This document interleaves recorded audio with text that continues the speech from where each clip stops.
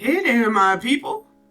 Today I'll be sharing with you a favorite episode of mine from the TV program The Outer Limits. What makes this episode, The Architects of Fear, interesting is the premise. Imagine that the world is on the brink of destruction.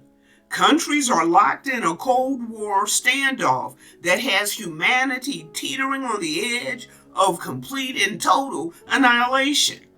Now, what if a group of scientists came up with a wild plan to save everybody by faking an alien invasion?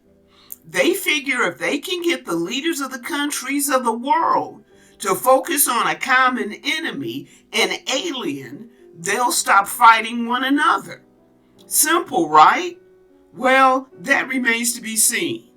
There you have the setup. Now let's get into the story.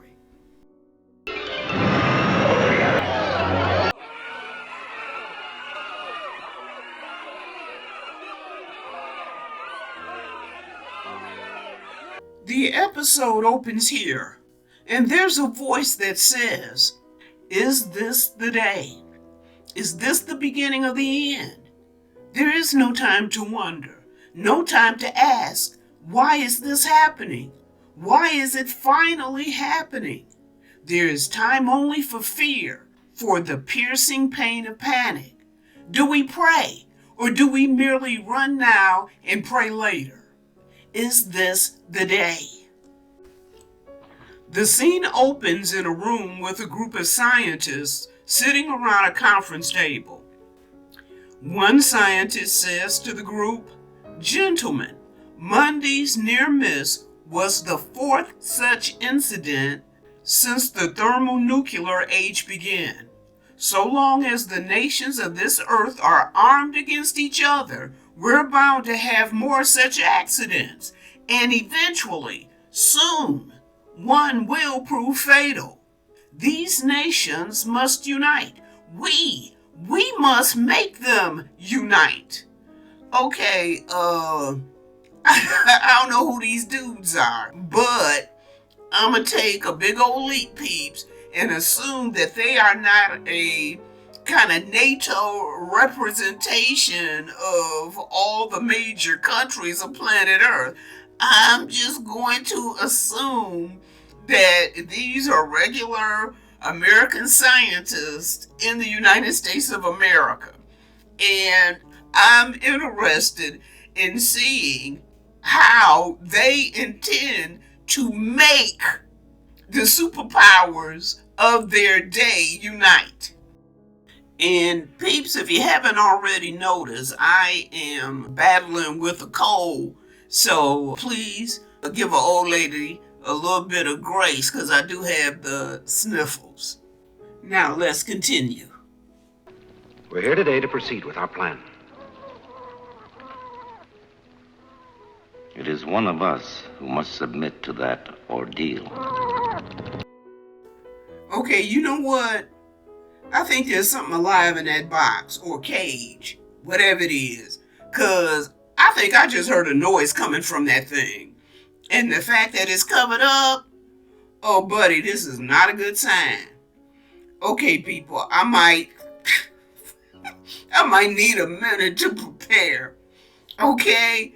Peeps, when I tell you that, okay, this was my back in the day favorite, yeah, it was all the way back in the day favorite. So, realistically, I might not have seen something in like 30, 40 years. Y'all know I'm old. So, I forget stuff. And like, I know that they have to create this alien, but I forgot how they did it. I can't remember how this thing looked. And I'm already feeling like I might need to squint. Okay, give me a moment. Just let me get myself together, and then we will continue. Now, I don't care what reading of history you take, the pattern is always the same. Whenever a bacteria invasion strikes, or a fire rages, or a wild beast roams the streets, and stop fighting each other and work together to save themselves. A common enemy, a common fear. That is the only answer.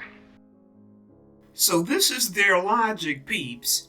To create this common enemy, this common fear. whereby all the nations of the earth will band together to fight it.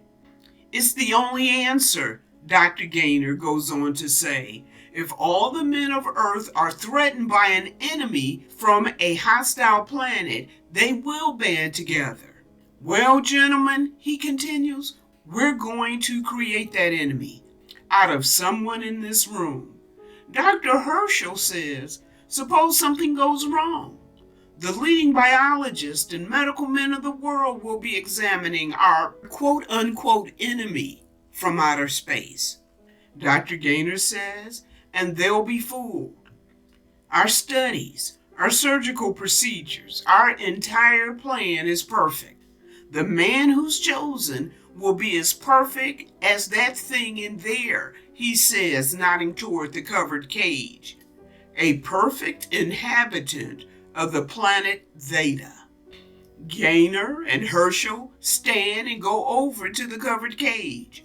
Herschel lifts the cover from the cage and he switches on a light. All the time you can hear that thing inside making weird noises. Gaynor lifts up the top of the cage and he reaches down inside it. And peeps, he looks like he's a little grossed out. Gaynor lifts it out of the cage, peeps, and you can see this thing's shadow on the wall.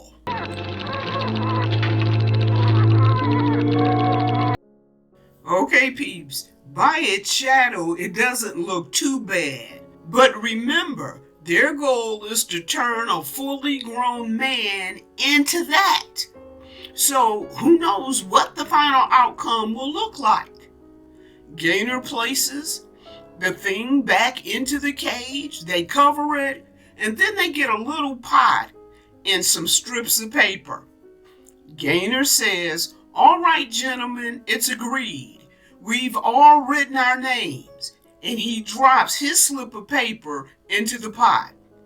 Gaynor puts the lid on the pot, and then he gives it a good shake, turning it upside down and shaking it from side to side as the other men watch.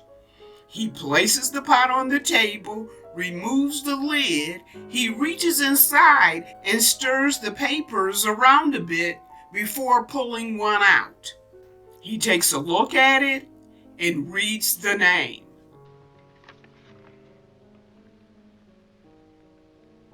Alan Layton.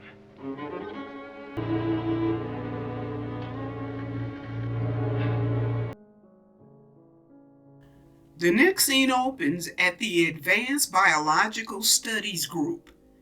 Alan has completed his physical and Gaynor tosses him his shirt, almost like he's mad. Alan and Gaynor leave the exam room and they're walking down the hall. Gaynor says, we'll call the specialists in as they're needed. I'm scheduled to do the basic medicine right here on you if you want it that way. Well, don't just nod, Alan. You have to complete. And Alan interrupts him saying, Phil, you're the only guy I choose. Gaynor says, your entire system's gonna take an incredible jolt. You have to be able to handle it physically as well as emotionally. Now, if you can't say so, there's no shame. Alan says, we've been through all of this. I know it, Gaynor says, like he's mad. I don't think it's sunk in yet. Are you aware we're gonna change every organ in your body? Alan takes his tie from Gaynor and says, yup. Both men enter the room and Alan sits down while Gaynor locks the door. Then Gaynor walks over to a cabinet, unlocks it, opens the door and takes out a vial. He steps over to a table and grabs a syringe, preparing a dose. Then he turns and steps over to Alan. Holding up the syringe, Gaynor says, you understand that as soon as I hit you with the calyphylaxis-neusine hormone, there's no turning back. Alan responds, yes. And just as Gaynor is about to inject Alan, we hear this. Alan! You got to be kidding me. Go ahead. Really? I'll be there in a moment, darling. Go ahead. Really? This dude has a wife, a girlfriend, he got somebody. And he just let himself be injected with this turn into an alien serum. I don't believe this. Really. After the injection, Alan rolls down his sleeve, grabs his suit jacket, and unlocks the door. He steps out into the hall, and Yvette, who I've just discovered is his wife, is there. She says, "Hi, did I break up something important?" He steps over to her and gives her a kiss. Then he puts an arm around her and leads her out of the building. The pair is walking down the street doing a little window gawking. They pass by a maternity shop and Yvette stops to look in the window. Alan says, "Oh, come on." And Yvette responds, "I can window shop here. I'm a married woman." And peeps, she does that hopeful, wistful smile. Looking at the maternity clothes, she says, "Oh, isn't that pretty?" Alan glances at it and says, "Well, yeah, it's very pretty." "It's kind of for a special occasion, though, wouldn't you say?" Yvette says, "Oh, do you mean am I?" "No, not yet." Alan says, "Honey, Dr. Trexel has warned you that you're just going to have to forget about that." Yvette says, "Well, Dr. Trexel seems to have changed his mind." Alan says, "What? About what?" Yvette hugs him and says, "Oh, darling, that's what I came into town for today, to see him. Everything's okay. My heart has stopped murmuring. It's just beating now. I can have quintuplets if I want to." Alan says, "If this only happened 5 years ago." Yvette says, "Oh, Alan, you talk as if we're pushing 80. And she just gives him the happiest of smiles. Then the pair turn and they continue walking down the street. After a few steps, Alan asks, "If something happened to me, how would you raise a child alone?" Yvette looks up at him and says, "Happened to you?" Happened to you?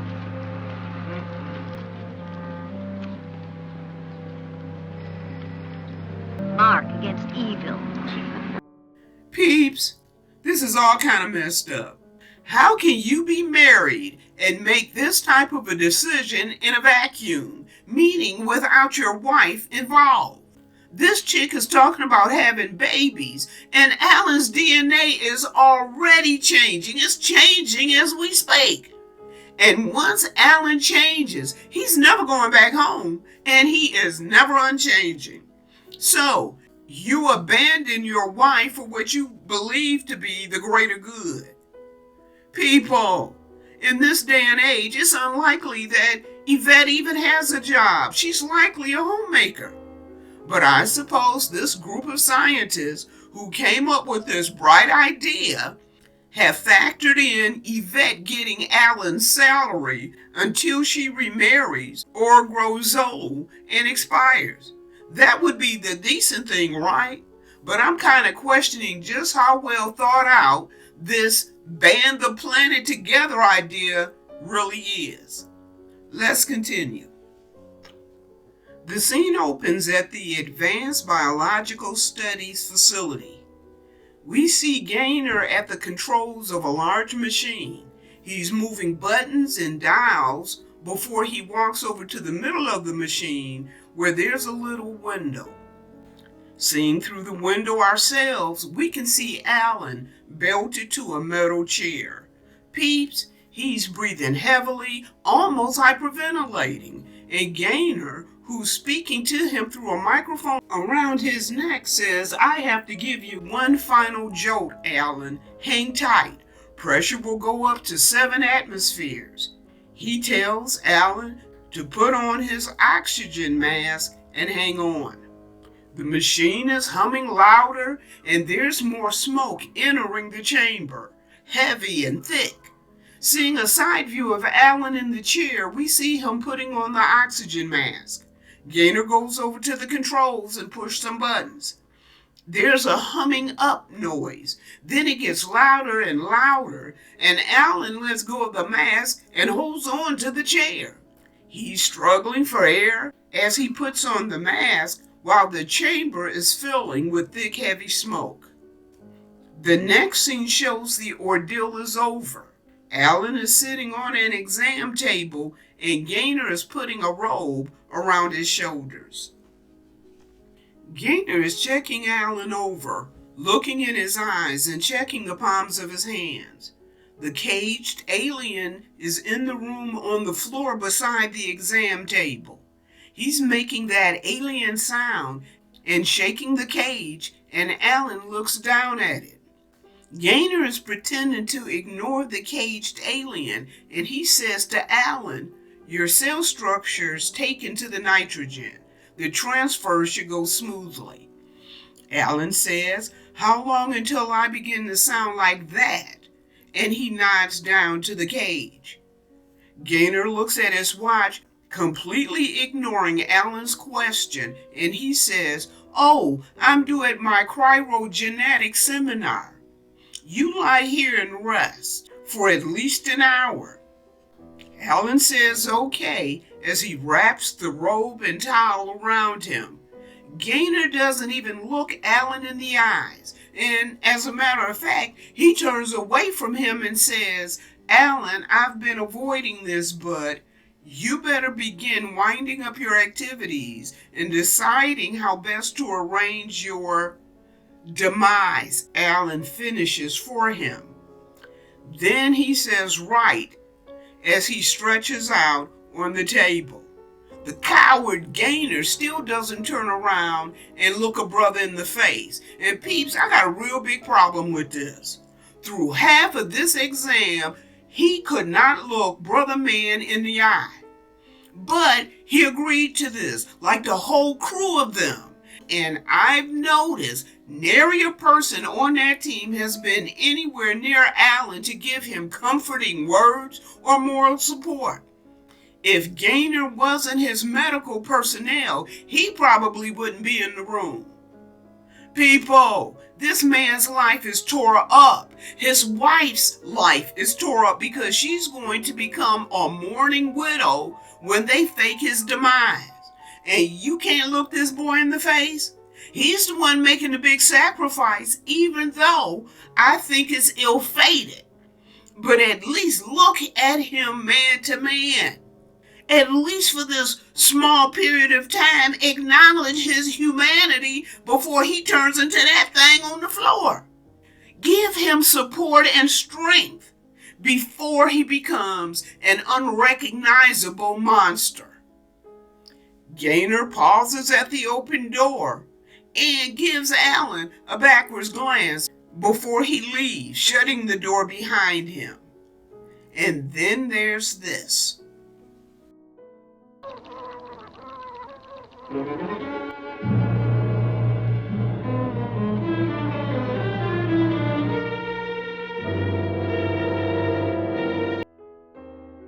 The scene opens on a couple of suitcases near the door.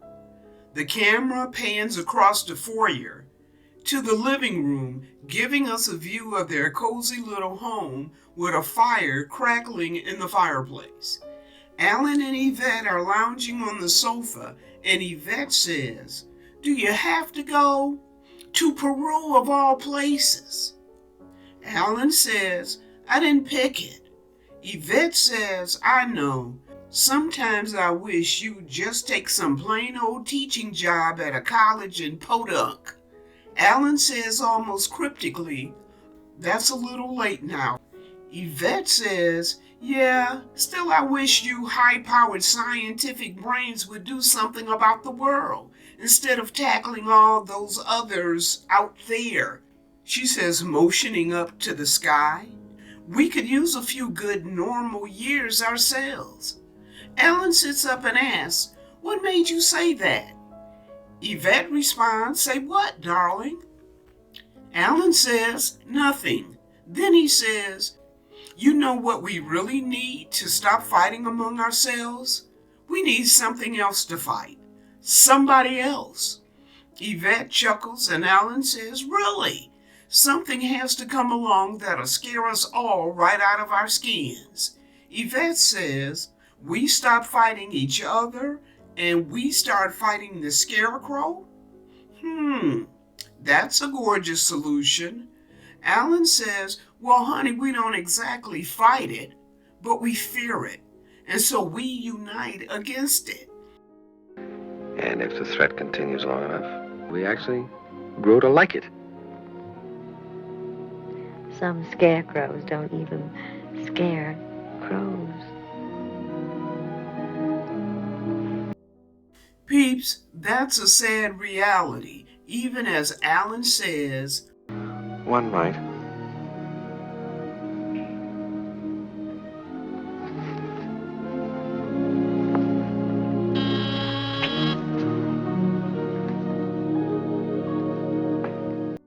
Peeps, Alan just gave his wife a for real goodbye kiss. In reality, that was a forever goodbye kiss. He gets up, grabs his jacket, and puts it on as he's going to answer the door. It's Gaynor, who's apparently showed up to give Alan a fake ride to the airport. Yvette says she's changed her mind and she'll go to the airport with him. Alan says that Gaynor has a meeting that he has to attend, so he won't be able to bring her home, and he tells her he'd worry if she was driving by herself.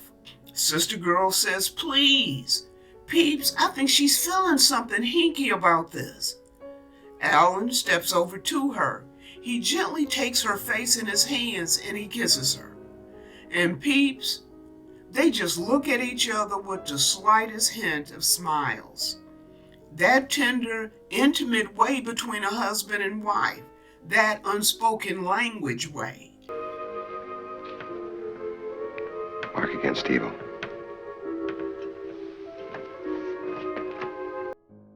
And people, she's standing there as Alan and Gaynor leave. The next scene opens at the facility where they're building the fake alien spaceship. Alan shakes hands with Dr. Herschel and they walk over to the partially built ship. Herschel says it has to be different enough to have been conceived on the planet Theta, yet confirmed to sound aerodynamic principles. Alan asks, what are you using for metal? Herschel says, we made a spectroscopic analysis and came up with something that fits Theta's mineral formation. He hands a sample to Alan and says, it's 3 times lighter than aluminum and 4 times the tensile strength of steel. Then he leads Alan over to a board that's hanging on the wall and says, now let me show you our overall plan. Once we get you into orbit, you'll line up with the Andromeda constellation. It'll look like you're descending directly from Theta. Then you'll move into the arc here to give you the correct re-entry angle, and you'll follow the flight pattern right to the UN. If you're on schedule, you should get there while the General Assembly is in session. Alan asks, where do you want me to land, in the middle of the street? No, Herschel says, shaking his head. We want you to land right on the terrace in front of the Secretariat. It's wide enough. Then they turn and head back towards the ship. Herschel says, you better start learning to pilot your ship, Alan. Alan climbs into the pilot seat, and Gaynor says, learn quick, Alan. We've got a lot of work to do back at the lab. In fact, we should get back there tonight. Herschel and Gaynor walk away just as a technician approaches with a clipboard in his hand, and he and Alan get to work. It's later that day and we see Alan and Gaynor in the lab. Gaynor turns off the overhead lamps and Alan sits up. Any unusual reactions to the treatment? Gaynor asks as he's checking Alan out. Alan says some. Gaynor asks, what? Nightmares? Heart palpitations? Terrors? Alan says, Well, I can only sleep for about 20 minutes at a time, then I wake up in a sweat. When I think about never seeing Yvette again, it really gets bad. Alan looks at Gaynor and asks, "You tell her yet?" Gaynor shakes his head while looking away. "The coward!" Alan says, "Well, you're gonna have to. You can't keep her hanging not hearing from me. You know what? I don't believe these guys." Alan's doing all the heavy lifting and these dudes aren't doing anything tough. Then Gaynor says, "I was waiting until they compose a telegram." Really? Punk? Coward? Really? Alan sighs and looks down, not saying a word. I know Brother Man is sitting there going, "I don't believe I did this."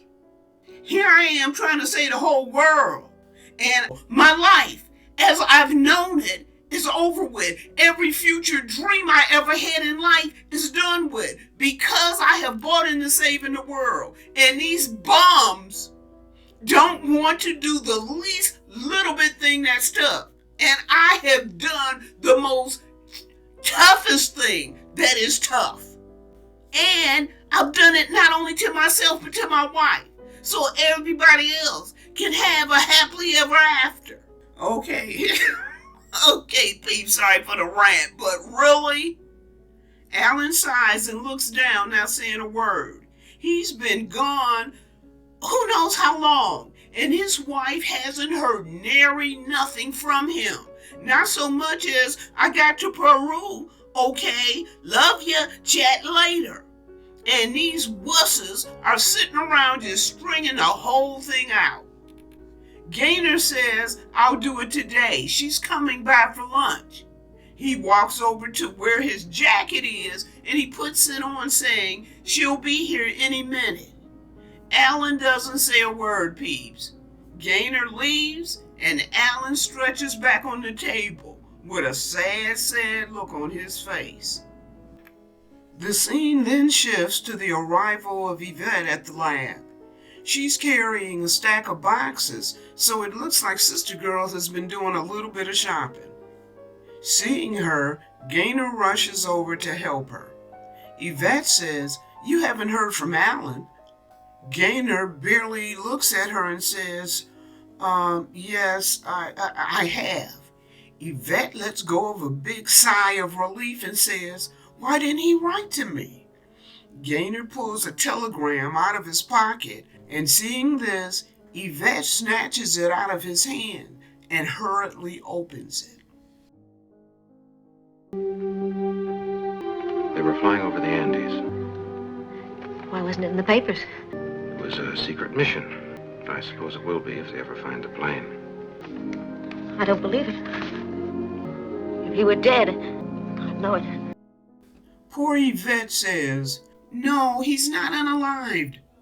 Gaynor takes her hand and shoves the telegram in it. Then he says, "Come on, let me take you home." Yvette yanks out of his grasp and runs down the hall with Gaynor running after her. We then see the lab door open and Alan steps out a bit.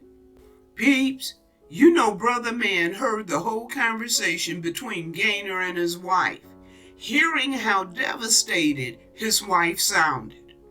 People, Alan is just standing there, leaning in the doorway, likely questioning what the heck he's done.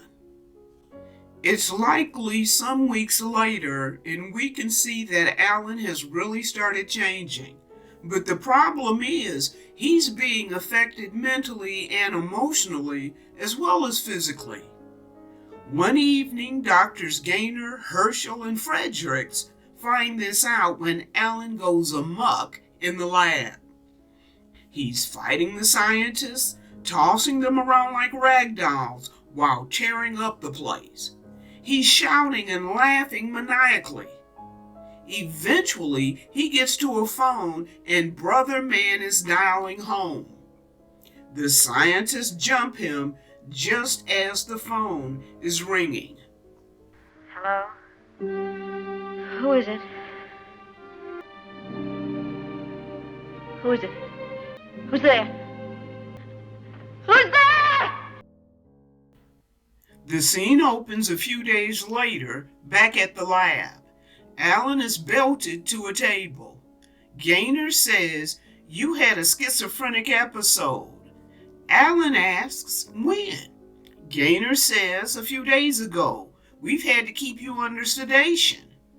Alan says, "I thought it was a nightmare. You did a lot while I was out."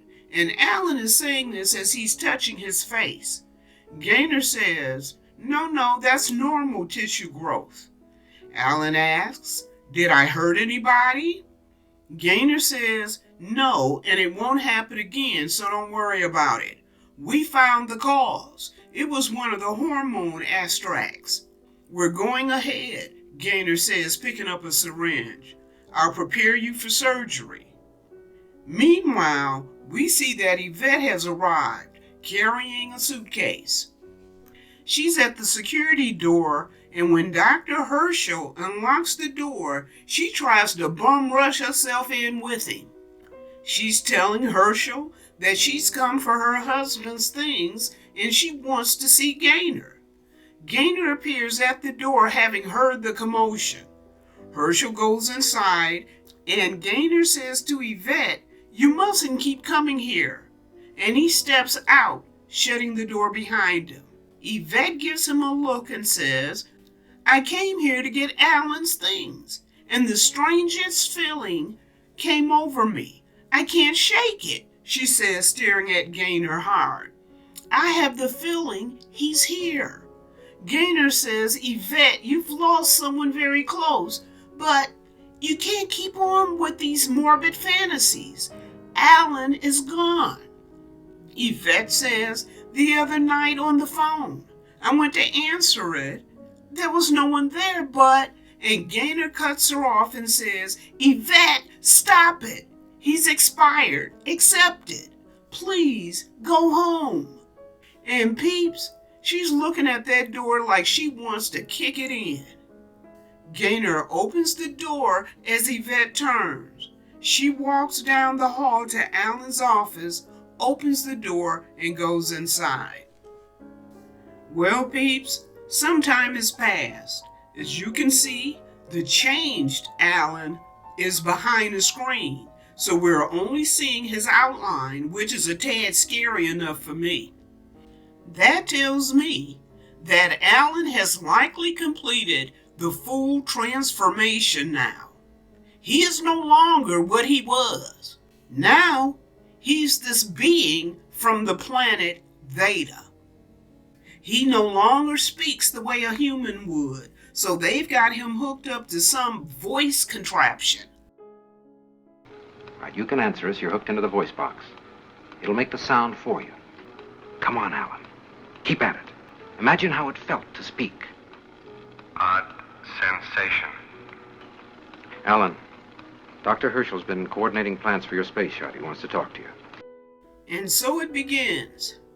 Dr. Herschel says, "I just spoke to our people on the atoll. We're flying you out there. The plan is to send you into orbit as a weather satellite. The flight has been cleared with the appropriate government agencies. They have no idea, of course, that we're doing this. Once in orbit, you'll be retro-rocketed to the predestined position, then begin re-entry sequence to destination." And if you'll remember, peeps, his destination is the United Nations. Continuing, Herschel says, at arrival, you'll proceed directly to the General Assembly.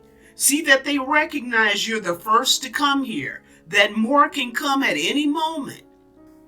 And exactly how is he going to do that since he can't speak without being hooked up to this box?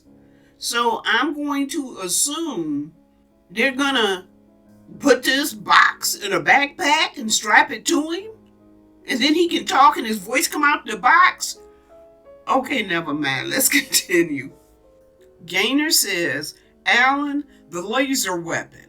Use it only as an emergency," and Alan nods. Then Gaynor asks, "Is there anything you want to say before?" Can it really work? Brother man, this is a heck of a time to be asking that.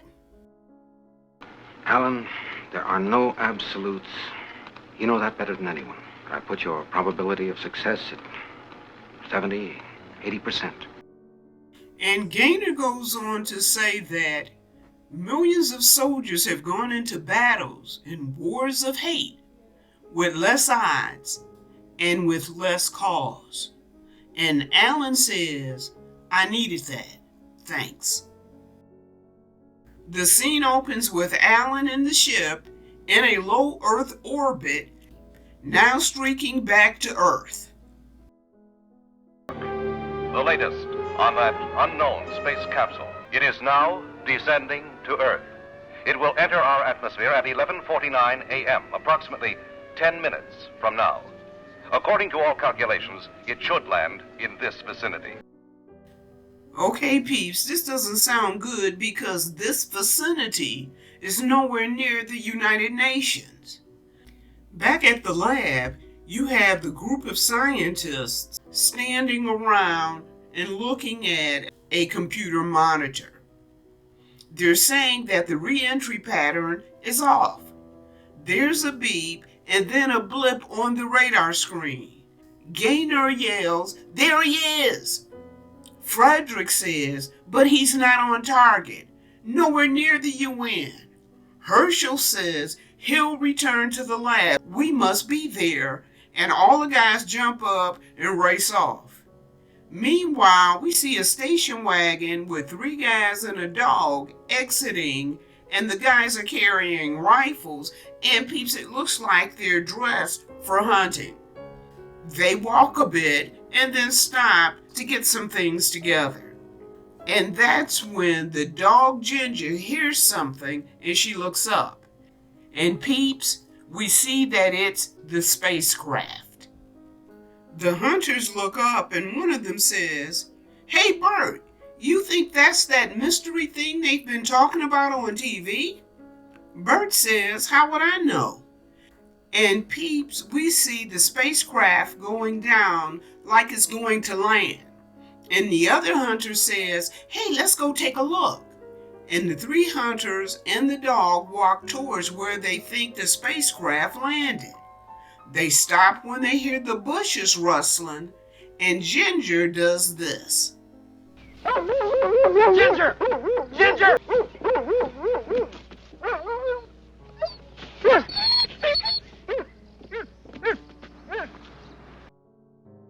You know what, peeps? I would not be standing there watching that dog running for the hills. And I'm just standing there. My rational mind would be telling me that something messed up is in them bushes. The fact that you don't hear any growls or bear noises or bobcat noises, and I just saw something in the sky land, and then my dog ran in there and ran out and ran off. She didn't even stop and try to hold her ground or try to protect me.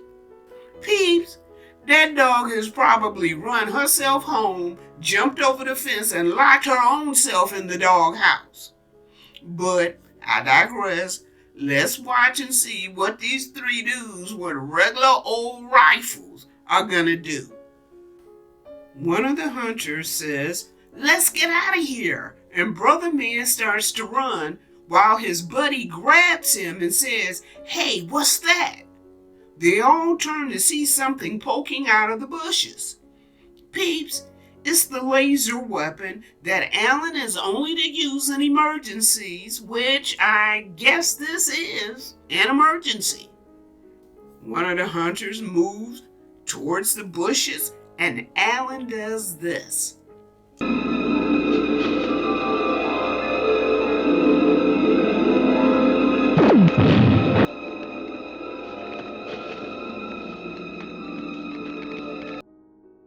Okay, peeps, this phase is a hot fake alien mess. It really is. The initial reveal I found kind of quasi-scary, but the quasi-scariness only lasted maybe for a second and a half because then it went from that to kind of ridiculous.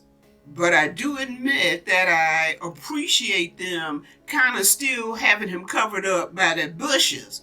Because, y'all, I remember that thing in that cage. And if he is a bigger version of what was in that cage, y'all remember the shadows we saw on the wall? Oh no, this dude is messed up looking. So I do appreciate the soft reveal of him through parts of the bushes. Okay, let's continue. So Alan shows the hunters that their rifles are no match for his laser weapon, and the guys lower their weapons. Alan turns and starts walking through the high brush, his aim being, I guess, to make it back to the lab, and I assume to try to figure out a way to salvage this messed up and ill-fated stupid plan of theirs. As he's walking, one of the hunters gets brave, I guess, and lets Alan have it in the back. He's hit Peeps, but something odd happens on the other side of town. People, Yvette feels it like she's been hit in the back, and the first thing that comes to Sister Girl's mind is Alan. Peeps, she knows in her heart and in her soul that he's alive and he's been hurt. Yvette rushes over to a cab and shouts, United Laboratories, hurry. She jumps in the back and Peeps, they're off. As Yvette is trying to make it to the lab, Alan is too, but he's stumbling and hobbling along because he's taken a very serious hit to the back. He's on automatic, knowing that he's close to the lab. He's likely thinking, if I can just make it there, this might be salvageable. I might be salvageable. Meanwhile, we see that Yvette has made it to the lab and she's looking around, intent on finding Alan. She enters the room where he primarily works, and she's searching in there. Outside the lab, we see the shadow of the creature that's Alan, and he's hobbling down the stairs. He hobbles into the lab, and Yvette sees him in all his creature glory. Once the man that she so deeply loved, the man that was her husband. She backs away, and he comes all the more into view. Peeps, this a hot mess 7 ways from Sunday how this dude is looking and how he's moving. He reaches out towards her, then he collapses to the floor. Yvette slowly moves towards the creature, and she's looking at him, staring very, very hard. Then she leans in the tiniest bit as all the scientists rush into the room. Alan is barely conscious, Peeps, yet he finds the strength to do this.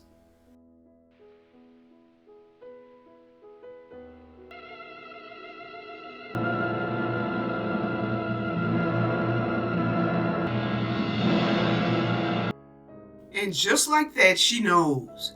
Alan! It's Alan! Yvette, Gaynor yells, and he's trying to explain this hot mess to her by saying, please try to understand. We thought that, but Sister Girl cuts him off saying, I know what you thought. He told me what you thought. Herschel steps up and says, it could have been any of us. We drew lots. Really? With your old shrimp-looking self? You were a serious candidate? And like any of that is supposed to mean something to her now.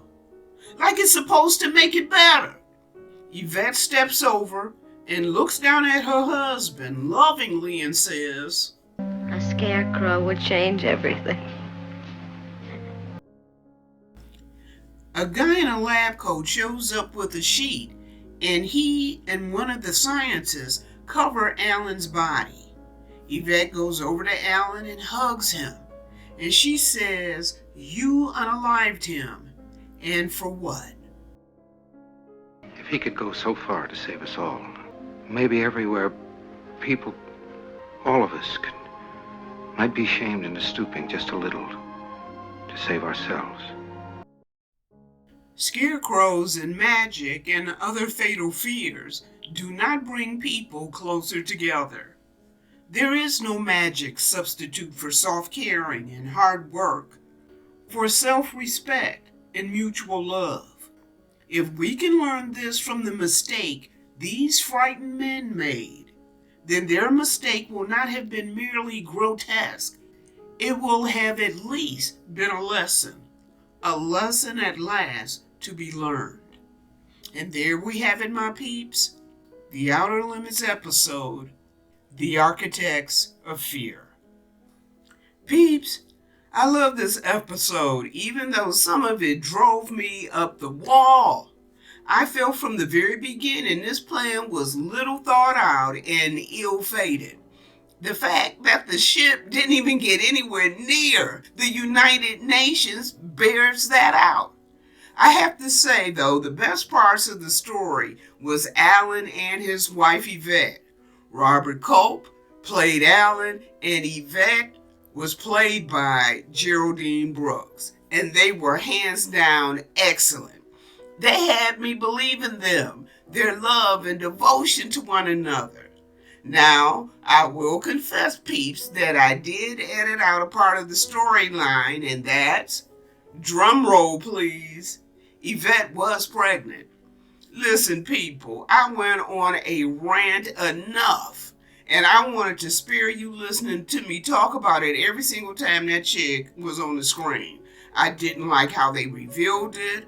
I was just mad about the whole thing, so I would suggest you might want to watch the full episode to see how this is played out.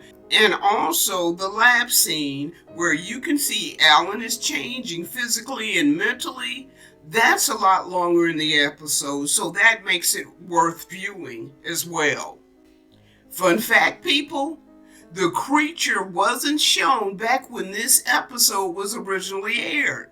Remember, it was 1963, and a lot of stuff that's shown on TV today wasn't back then. Some of the local affiliate stations were afraid that people would be so scared at the sight of the creature, so they blacked out the entire screen whenever the creature was on it, which means they literally blacked out most of the show's ending. In other parts of the U.S., the episode was tape delayed until after 11 p.m., and then in other areas, this episode wasn't shown at all. Well, there you have it. Shout out to my subscribers. Thank y'all so much for committing to the channel. And to my viewers, thank you as well for stopping by and viewing the content. And all, please give me a like to keep the content moving. I'd really appreciate it. I hope you're all doing well out there. Let's spread some love and cheer where we are. And remember, peeps, please take some time out to show kindness to yourself. Bye-bye for now.